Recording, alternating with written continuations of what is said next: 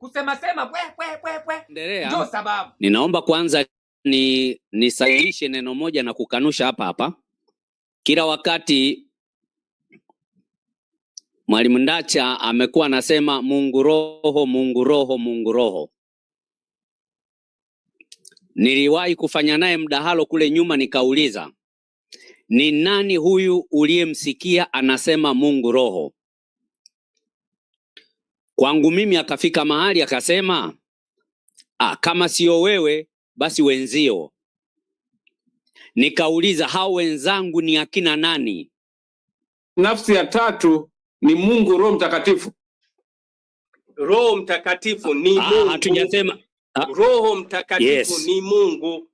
Na hicho alichokisema Mwankemwa na mimi ndio nakisimama nacho, kwamba Baba ni Mungu na Baba sio Mwana na Baba sio Roho Mtakatifu. Kwa hiyo aliyefanyika mwili ni Mwana. Na Mwana akishapanda sasa anamtuma Roho Mtakatifu.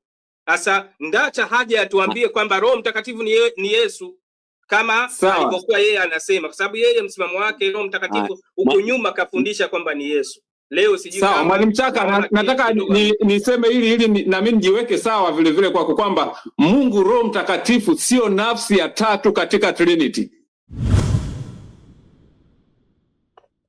Katika Trinity kuna Baba ambaye ni Mungu, kuna Mwana ambaye ni Mungu, kuna Roho Mtakatifu ambaye ni Mungu.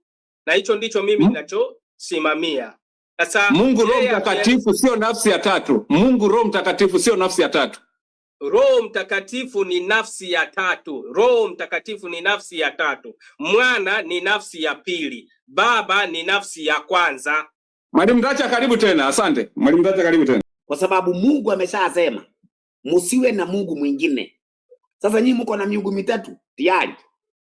Na kwanza wewe Shaka, wewe unasema Baba si Mwana, Mwana si Roho, lakini Mwankemwa anasema Baba ni Yesu, Mwana ni Yesu, Roho ni Yesu.